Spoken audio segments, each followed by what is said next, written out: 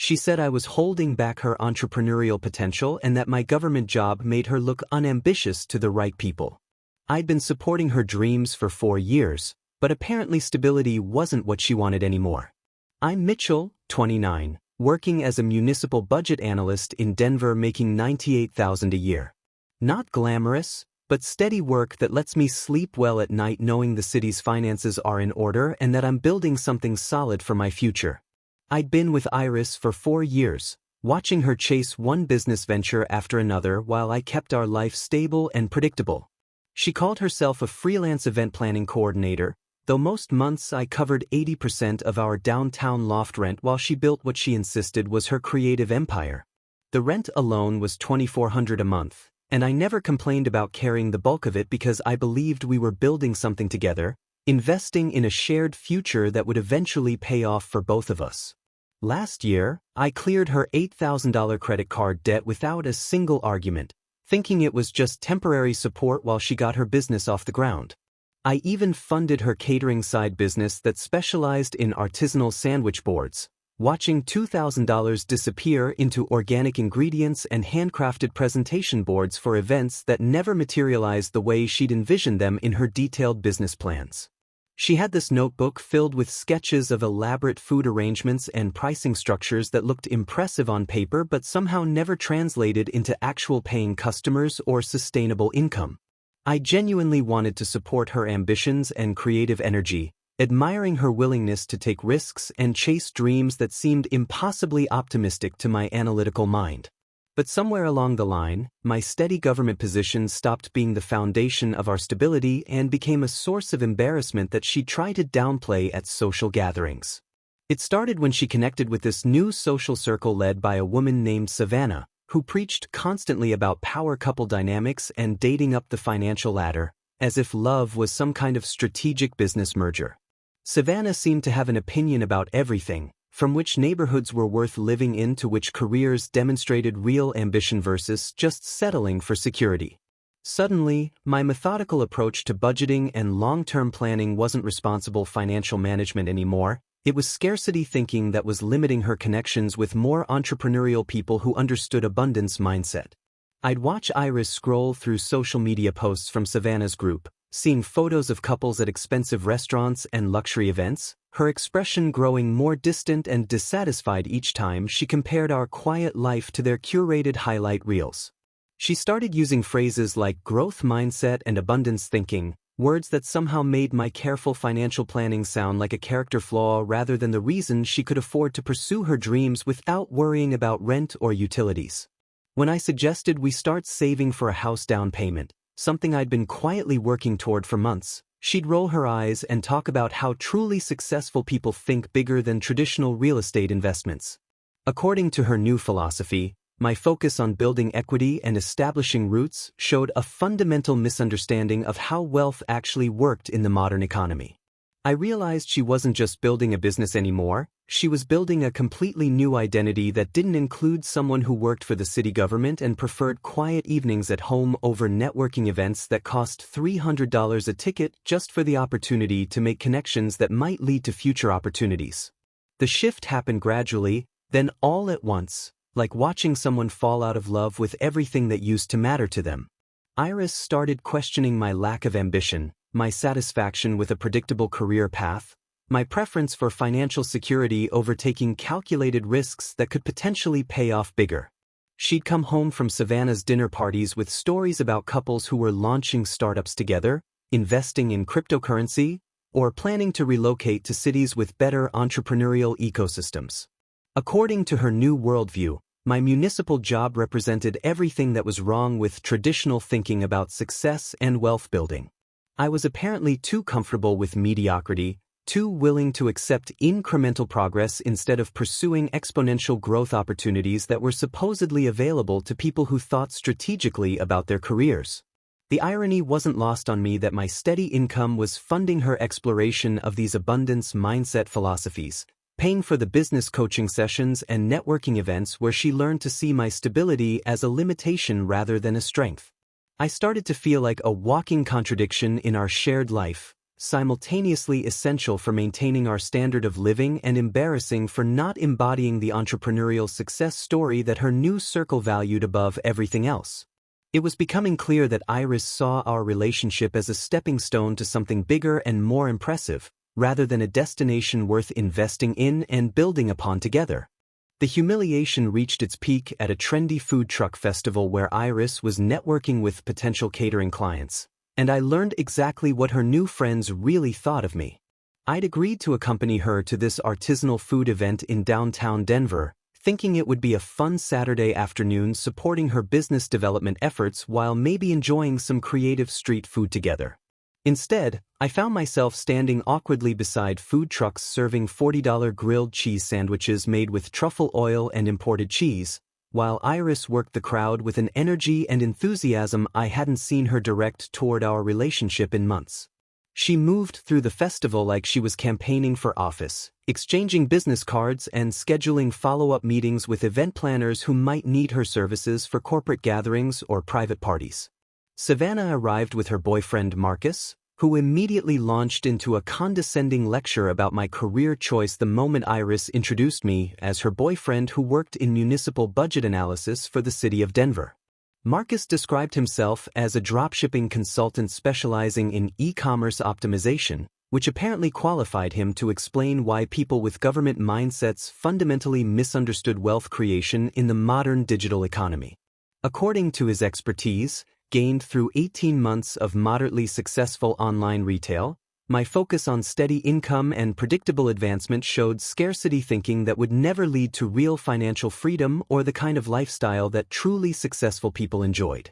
He spent 20 minutes detailing how his online business generated multiple passive income streams while I wasted my analytical skills and mathematical aptitude working for an institution that actively discouraged innovative thinking and entrepreneurial risk-taking behavior. The worst part wasn't Marcus's condescending explanation of why my career demonstrated fundamentally limited vision and small-scale thinking. It was watching Iris nod along enthusiastically with every dismissive word he said about my professional choices. She actually agreed when he suggested that my conservative budgeting approach and focus on emergency fund building reflected a fundamental inability to think beyond traditional employment structures that kept ambitious people trapped in middle-class mediocrity. When I attempted to mention that municipal work provided essential services to Denver residents and offered stable benefits that many private sector employees envied, Iris quickly changed the subject, clearly embarrassed by my defense of public sector employment and government work in general.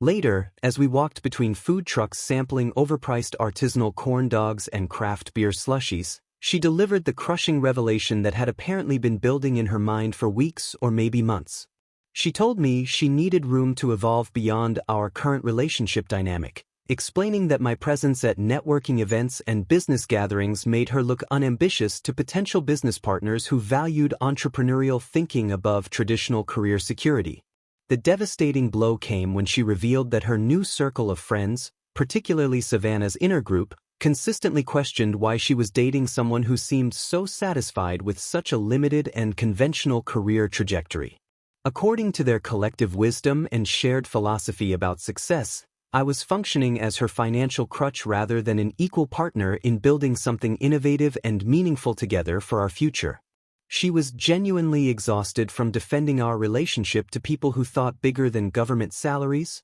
pension plans, and employee benefits packages that represented old-fashioned thinking about career development. I listened in stunned silence as she explained how my steady, methodical approach to life was actively holding back her potential for exponential growth, both professionally and personally, in ways that were becoming impossible to ignore. She needed to surround herself exclusively with people who understood that real success in the modern economy required taking calculated risks and thinking far beyond the safety net of traditional employment structures that limited creative thinking. My municipal job had become a genuine liability in her quest to establish herself among Denver's entrepreneurial community, and she couldn't continue compromising her professional image and networking opportunities by association with someone who chose financial security over ambitious risk-taking. The conversation ended with her suggesting that maybe we fundamentally wanted different things from life, And perhaps it was finally time to acknowledge that our goals were no longer compatible with building any kind of meaningful future together.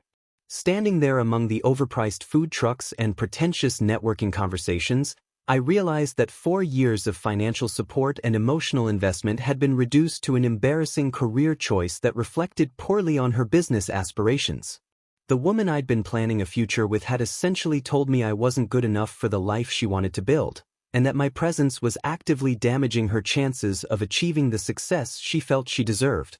Instead of having an adult conversation about our relationship problems when we got home from the festival, Iris chose to end our 4-year partnership through a series of increasingly hostile text messages while attending a business retreat with Savannah's mentor group in Aspen. I was at my desk Sunday morning, reviewing budget projections for the upcoming fiscal quarter and trying to make sense of what had happened at the food truck festival, when my phone started buzzing with messages that grew progressively more aggressive and dismissive with each exchange. She began by texting that the weekend retreat had given her unprecedented clarity about what she really needed from life, and that our conversation at the festival had confirmed her growing suspicions that we were fundamentally incompatible as partners moving forward into the future. According to her newly enlightened perspective, gained through intensive coaching sessions and group discussions about relationship dynamics with other ambitious entrepreneurs, I represented everything that was holding her back from achieving her full potential in both business development and personal growth. She explained through a series of lengthy paragraphs filled with retreat jargon that truly successful people made intentional choices to surround themselves exclusively with other successful people, and that my satisfaction with government employment demonstrated a scarcity mindset that was actively toxic to entrepreneurial growth and abundance creation. The text exchange escalated dramatically when I suggested we discuss this monumental life decision in person like mature adults rather than dismantling our entire 4-year relationship through smartphone messages sent from a luxury mountain resort that probably cost more than most people's monthly rent.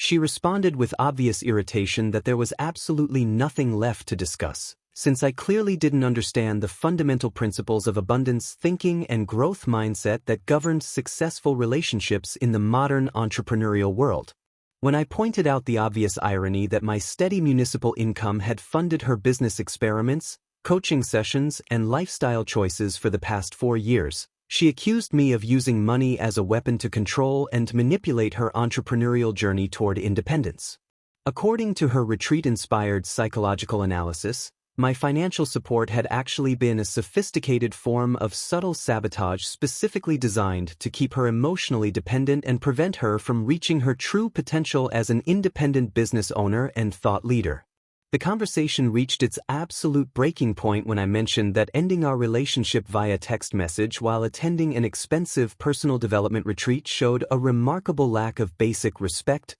consideration, and human decency. Her response was swift and absolutely brutal, informing me that respect was something that had to be earned through tangible achievement and demonstrated ambition, neither of which I had shown during our time together according to her new standards. She was completely tired of pretending that my municipal budget analyst position represented any kind of meaningful contribution to society or personal growth, and genuinely exhausted by the constant effort required to defend my limited career aspirations to people who actually understood what real success looked like in the 21st century economy. The final message in our relationship came when she furiously declared that I should block her number immediately so she wouldn't be tempted to keep wasting her time arguing with someone who fundamentally didn't get it and never would, no matter how much patience she showed. That single text message revealed absolutely everything I needed to know about how she truly viewed our years together and the person she'd become through her association with Savannah's entrepreneurial cult and personal development industry. I stared at that message for maybe 30 seconds before realizing she'd actually given me the most excellent advice possible, probably the most valuable guidance she'd offered in months of condescending lectures about my supposed lack of vision and ambition. I immediately blocked her number without sending a reply, deleted her contact information from my phone and email accounts, and began treating our breakup exactly like the systematic municipal project it had essentially become rather than the emotional catastrophe she probably expected it to be for me. While she continued her breakthrough sessions in Aspen, learning advanced techniques for manifestation and abundance creation from professional coaches who charged premium rates for recycled self-help concepts. I spent the remainder of Sunday afternoon methodically documenting our shared financial obligations, lease agreements, utility accounts, and preparing for what I recognized would need to be a completely systematic extraction from both our shared apartment and our utterly dysfunctional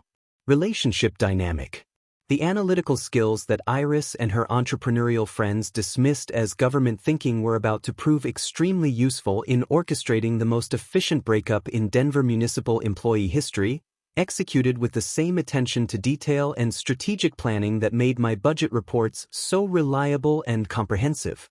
While Iris extended her Aspen retreat for additional breakthrough sessions and advanced manifestation workshops, I coordinated with my brother Cole and 2 trusted colleagues from City Hall to execute a complete extraction operation that would have impressed any logistics coordinator. Cole worked construction management and understood the importance of efficient moves, while my colleagues Janet and Robert had helped friends navigate messy divorces and knew the value of thorough documentation and strategic timing. We planned the entire operation for the following Thursday when Iris would still be participating in her extended personal development intensive, giving us a full day to systematically remove every item I'd purchased for our shared living space over the past 4 years. I'd spent Monday evening creating a comprehensive spreadsheet that itemized every piece of furniture, electronic device, kitchen appliance, and household item that belonged to me, complete with purchase dates, receipts where available, and photographic evidence to prevent any future disputes about ownership. The coffee maker I'd bought during our first month together, the sectional sofa I'd saved 3 months to afford, the smart television system I'd researched for weeks before purchasing, even the expensive blender Iris used for her daily smoothies but had never offered to help pay for during 2 years of regular use. Thursday morning, my extraction team arrived at 7 with a rental truck and moving equipment, ready to execute what I'd privately dubbed Operation Fresh Start. We worked with military precision, wrapping furniture in protective blankets, carefully disconnecting the entertainment system I'd spent an entire weekend installing, and boxing kitchen items that represented hundreds of dollars in thoughtful purchases I'd made to improve our shared cooking experience. The smart thermostat I'd installed during our first winter together required careful removal to avoid damage to the wall, and I made sure to reset it to factory settings so Iris wouldn't benefit from the programming I'd customized for our daily schedules. We removed the blackout curtains I'd bought for the bedroom, the organizational systems I'd installed in the closets, and even the bathroom scale that had somehow become communal property despite my name being on the receipt. Every item that represented my investment in our shared future was systematically cataloged, removed, and loaded into the truck while I photographed the empty spaces for my records. The most satisfying moment came when we disconnected the high-end sound system I'd purchased for Iris's supposed event planning business, equipment she'd used exactly twice for actual events while playing personal music daily for 3 years. Cole handled the utility transfers while I called every service provider to remove my name from accounts and transfer full responsibility to Iris, starting with the premium internet package that cost $120 monthly but enabled her constant social media management and video calls with business mentors. I transferred the electricity, gas, water, and waste management services entirely to her name, ensuring she'd experience the full cost of maintaining the lifestyle she'd grown accustomed to with my financial support. The lease presented a more complex challenge, but I'd researched Colorado rental law and discovered that paying the early termination penalty would release me from all future obligations while leaving Iris responsible for the remaining 8 months at $2,400 per month. I wrote a check for the penalty amount and submitted formal notice to building management, effectively transferring the entire financial burden to someone who'd spent months criticizing my scarcity mindset around money. My final gesture involved leaving a printed screenshot of her "block me so I'm not tempted to keep arguing with someone who doesn't get it" text message attached to the coffee maker with a handwritten note reading, "Request honored and appreciated, Mitchell," before blocking her across Instagram, Facebook, and LinkedIn to ensure complete communication separation. By 6 that evening, I was settled in a furnished corporate housing unit 3 blocks from the state capitol building, surrounded by my relocated belongings and experiencing a sense of relief I hadn't felt in months of increasingly toxic relationship dynamics and constant criticism of my career choices. The corporate housing came fully furnished with modern amenities and cost significantly less than my share of our downtown loft, leaving me with extra money each month that I could actually save instead of spending on someone else's entrepreneurial fantasies and luxury lifestyle preferences. I spent Thursday night organizing my belongings in the new space and calculating how much money I'd save monthly without funding Iris's business coaching sessions, networking events, and organic grocery habits that had consumed hundreds of dollars every month for years. The financial relief was immediate and substantial, but the emotional relief of escaping constant criticism and condescension felt even more valuable than the monetary savings. For the first time in months, I could relax in my own living space without hearing lectures about my limited thinking or having my career choices compared unfavorably to more entrepreneurial alternatives. I ordered Thai food from a restaurant I actually enjoyed instead of the expensive organic places Iris preferred, opened a beer that cost less than $15, and watched a documentary about municipal infrastructure that she would have dismissed as boring government propaganda. The silence in my apartment was peaceful rather than tense, and I realized how much stress I'd been carrying from constantly defending my life choices to someone who decided I wasn't ambitious enough for her newly elevated standards. Friday morning brought the inevitable discovery phase when Iris returned from her extended retreat to find a completely empty apartment and my farewell note explaining that I'd honored her request for complete communication separation. Iris returned from her transformative Aspen experience to discover our completely empty loft and immediately contacted building security, claiming a potential burglary had occurred before she found my carefully worded farewell note explaining that I'd simply honored her explicit request for no further communication. According to my former neighbors, she spent over an hour on the phone with the property management office, demanding explanations about the lease transfer and utility changes before apparently realizing that everything had been handled legally and professionally through proper channels. Unable to reach me through her blocked phone number and social media accounts, she immediately launched an aggressive digital pursuit campaign using burner email addresses and borrowed phones from her retreat attendees who were still in Denver. The first wave of messages came through a Gmail account I'd never seen before, with subject lines ranging from emergency, need to talk immediately, to legal issues with apartment situation, and you can't just abandon our shared responsibilities. Her initial communication strategy focused on fury and implied legal threats, insisting that my systematic removal of shared belongings constituted theft and that abandoning our lease obligations could result in serious financial consequences for both of us.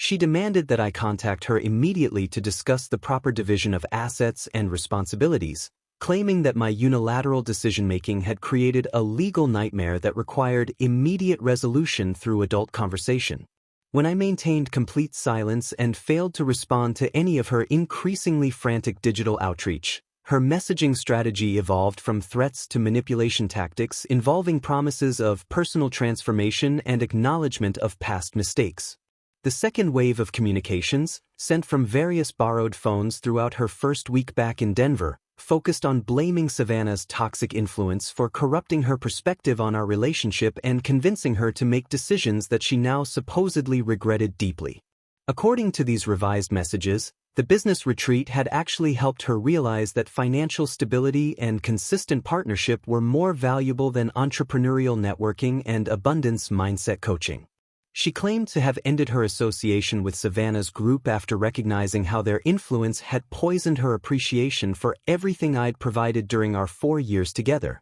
She begged for an opportunity to demonstrate her newfound appreciation for my steady income, reliable character, and practical approach to building a secure future together. When I continued to honor her original request for complete communication separation, Iris escalated to creating elaborate voice messages sent from unknown numbers, detailing her profound regret and newfound understanding of how much she'd taken my support for granted over the years. These increasingly desperate recordings described her financial panic upon discovering the full cost of maintaining our loft independently, her struggle to replace the furniture and appliances I'd removed, and her growing realization that my municipal job represented exactly the kind of stability that successful relationships required. She promised complete attitude adjustment, renewed respect for government work, and willingness to contribute equally to household expenses if I would just agree to meet for coffee and discuss rebuilding our partnership from scratch with healthier dynamics. The voice messages grew longer and more emotional each day, sometimes lasting 15 minutes as she detailed specific memories from our early relationship and promised to return to being the supportive girlfriend I'd fallen in love with before Savannah's influence had corrupted her thinking. Her final attempts involved creating fake business inquiries sent to my work email, claiming to represent event planning clients who needed municipal budget consultation for corporate gatherings, hoping to trick me into responding to what appeared to be legitimate professional outreach but were actually desperate attempts to re-establish contact through my workplace. These fabricated business emails were particularly pathetic because they demonstrated both her continued delusion about my actual job responsibilities and her willingness to potentially damage my professional reputation in pursuit of personal reconciliation. I forwarded these fake inquiries to my supervisor with a brief explanation about my ex-girlfriend's harassment campaign, ensuring that my workplace was aware of the situation and could filter any future contact attempts through proper channels. The irony of her desperation wasn't lost on me, considering that just weeks earlier she'd been embarrassed to introduce me to potential business partners because my government job made her look unambitious to entrepreneurial networking contacts. Now that she faced the reality of paying $2,400 monthly rent without my financial support, my steady municipal income had apparently transformed from a liability into something worth begging to recover. Her panic about losing access to my financial stability revealed exactly what I'd suspected during our final months together, that she'd been evaluating our relationship primarily as an economic arrangement rather than an emotional partnership built on mutual respect and shared goals. The woman who'd criticized my scarcity thinking and limited career vision was now creating fake email accounts and borrowing phones from strangers in desperate attempts to reconnect with the financial security she'd so carelessly discarded. Through mutual friends, I learned that she'd been forced to move back in with her parents after just 2 weeks of trying to maintain the downtown loft independently, abandoning the lifestyle and neighborhood that had been so important to her networking and business development efforts. The retreat inspired confidence and abundance mindset that had convinced her to end our relationship apparently didn't extend to covering basic living expenses without my subsidization. Her entrepreneurial friends from Savannah's circle had predictably disappeared once she could no longer afford the expensive restaurants and networking events that maintain those superficial business relationships.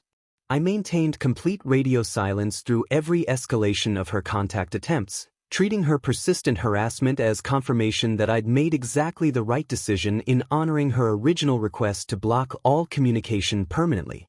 Throughout the subsequent 10 months, I channeled every ounce of energy previously wasted on relationship drama into leading a comprehensive city budget reform initiative that would ultimately result in my promotion to senior fiscal analyst with a 35% salary increase and recognition throughout Colorado's municipal government network. The budget reform project involved analyzing decades of spending patterns, identifying inefficiencies in departmental allocations, and developing streamlined processes that would save Denver taxpayers over $2 million annually while improving service delivery across multiple city departments. My systematic approach to the analysis, the same methodical thinking that Iris had criticized as limiting and unambitious, proved invaluable in identifying cost savings opportunities that previous analysts had overlooked during years of incremental budget adjustments. The project required extensive collaboration with department heads, city council members, and external auditing firms, giving me exposure to senior leadership and demonstrating my capability for managing complex financial initiatives that impacted the entire municipal operation. My promotion came with increased responsibilities for strategic planning and budget oversight, along with a substantial salary bump that pushed my annual income well above 6 figures for the first time in my career. The irony wasn't lost on me that my government mindset and scarcity thinking had generated more real career advancement in 10 months than Iris had achieved through years of networking events and abundance coaching sessions. I relocated to a modern downtown apartment with mountain views and significantly more space than our previous loft, paying less in rent while enjoying amenities that Iris would have envied during her most materialistic phases. The building featured a rooftop deck, fitness center, and underground parking, luxuries I could now easily afford without subsidizing someone else's entrepreneurial fantasies and lifestyle aspirations that never translated into actual income generation.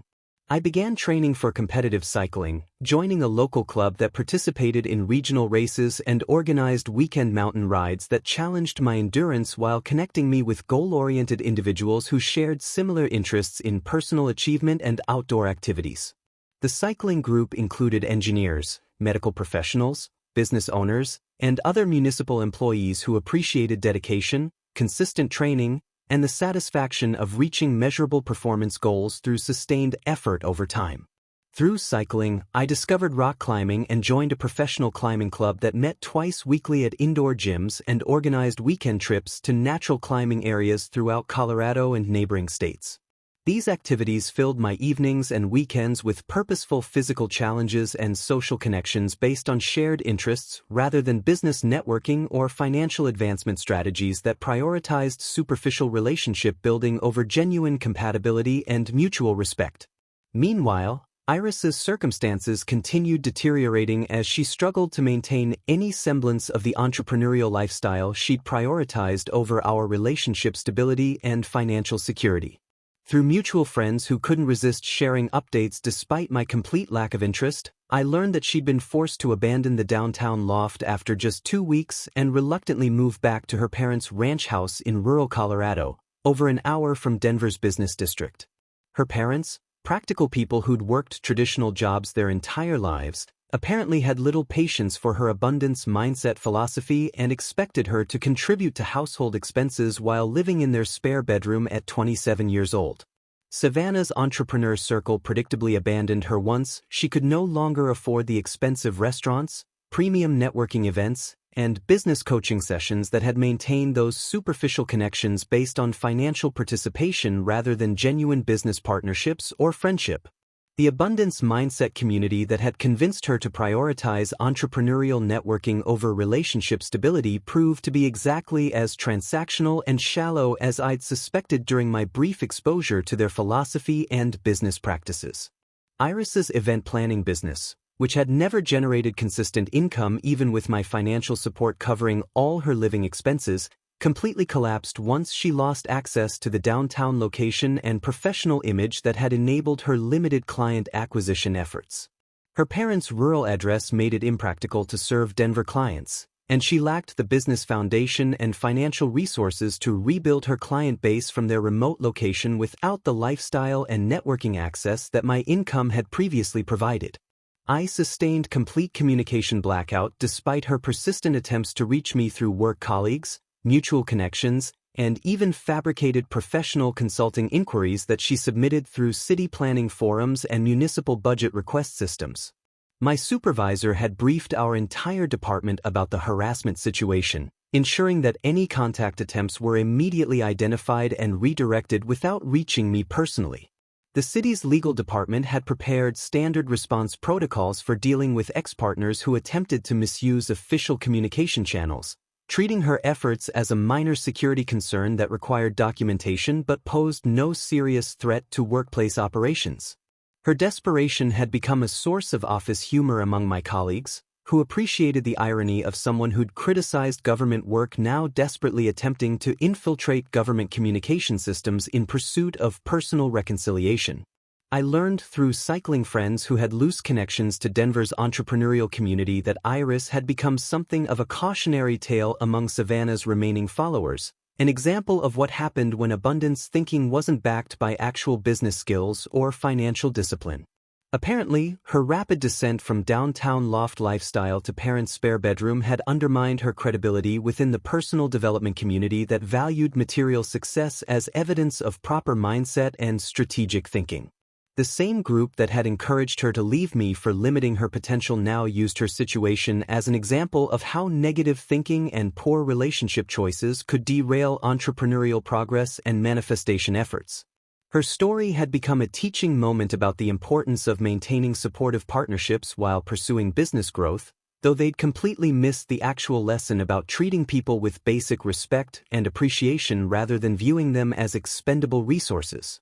At the Colorado Municipal Leadership Awards ceremony, where I received formal recognition for my budget reform project that had saved Denver taxpayers over $2 million annually, I discovered Iris working as a freelance event coordinator for the venue catering service, wearing the same type of service industry uniform she'd once considered beneath her entrepreneurial aspirations. The awards dinner was held at one of Denver's most prestigious hotels, and I was seated at the head table with other municipal leaders and city council members who'd supported my reform initiatives throughout the implementation process. I wore the new suit I'd bought for the occasion, paid for with money I could now afford to spend on professional wardrobe improvements rather than subsidizing someone else's business coaching sessions and networking event attendance fees. During the cocktail reception before dinner, as I discussed budget optimization strategies with representatives from other Colorado municipalities who were interested in implementing similar reforms, I noticed a familiar figure moving efficiently between tables,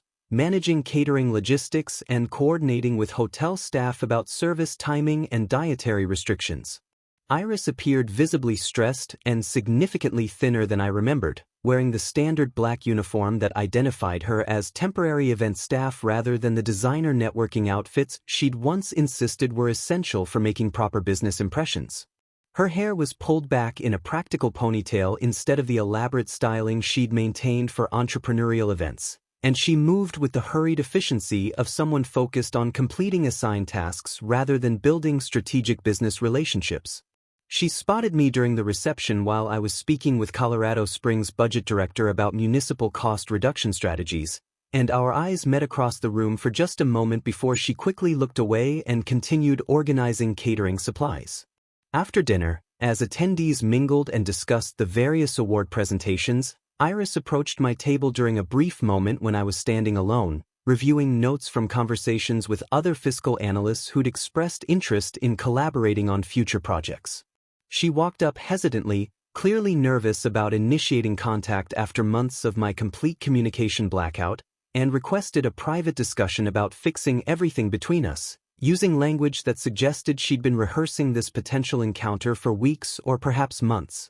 Her voice shook slightly as she explained that she'd been working multiple catering gigs to pay her parents' rent and cover basic living expenses, a dramatic change from the lifestyle she'd maintained with my financial support while pursuing her entrepreneurial dreams and abundance mindset coaching. She desperately requested just 5 minutes of my time to explain how much she'd learned about what really mattered in relationships, promising that she finally understood the value of stability and consistent partnership over the entrepreneurial networking that had destroyed our 4-year relationship. I calmly explained that her continued attempts to contact me through various channels, including fake business inquiries sent to my workplace, constituted harassment that I'd been documenting for potential restraining order proceedings if the behavior continued beyond this final warning. When Iris broke down emotionally and pleaded with me to remember the good times we'd shared during our early years together before Savannah's influence had corrupted her perspective, I introduced her to my girlfriend Laurel, a talented urban development planner I'd met through my climbing group 6 months earlier. Laurel represented everything that Iris had failed to become during our relationship: professionally accomplished, financially independent, genuinely supportive of my career achievements, and interested in building something meaningful together rather than using partnership as a stepping stone to imagined greater opportunities. I concluded our interaction by thanking Iris for the "block me so I'm not tempted to keep arguing with someone who doesn't get it" text message, explaining that it had been the most valuable advice she'd ever provided and confirming that I planned to follow it permanently regardless of her current circumstances or newfound appreciation for what we'd once had together. The contrast between our situations could not have been more dramatic or satisfying, standing there in my tailored suit having just received municipal recognition for professional achievement, introducing my accomplished girlfriend to my ex who was working catering service to pay rent at her parents' house. Laurel handled the awkward introduction with gracious professionalism, making polite conversation about the event logistics while clearly understanding the significance of meeting the woman who'd once criticized my career choices and dismissed my potential for meaningful success. After Iris walked away to continue her catering duties, Laurel squeezed my arm and mentioned how proud she was of my achievements and how much she enjoyed being part of my professional celebration, something Iris had never demonstrated during our 4 years together. The evening concluded with several municipal leaders expressing interest in hiring me for consulting work on their own budget reform initiatives, opportunities that would supplement my already increased salary with additional income from expertise that Iris had once dismissed as boring government work. Driving home to our shared apartment afterward, I reflected on the perfect symmetry of encountering Iris at an event celebrating the career success she'd once prevented me from fully appreciating and pursuing with confidence. The woman who'd insisted that my government mindset limited our potential was now serving appetizers at an event honoring my government expertise, while I sat at the head table with Colorado's municipal leadership discussing statewide implementation of my budget reform strategies. Her desperate plea to remember our good times felt particularly hollow considering that she'd systematically destroyed those memories through months of criticism, condescension, and ultimate abandonment when she thought she'd found more promising opportunities. The irony of her working multiple catering jobs to survive while I received awards for the exact type of analytical thinking she'd dismissed as unambitious was not lost on me, nor was the fact that her entrepreneurial journey had led directly back to service industry work that paid significantly less than my supposedly limiting government position. Laurel and I spent the drive home discussing our upcoming hiking trip to Rocky Mountain National Park and her latest urban development project, conversations that reminded me how refreshing it felt to be with someone who celebrated my achievements rather than treating them as obstacles to her own advancement. That night, as I looked at my award plaque and reflected on the year since Iris had demanded that I block her contact, I realized that her toxic influence had been the only thing truly limiting my potential for both professional and personal growth.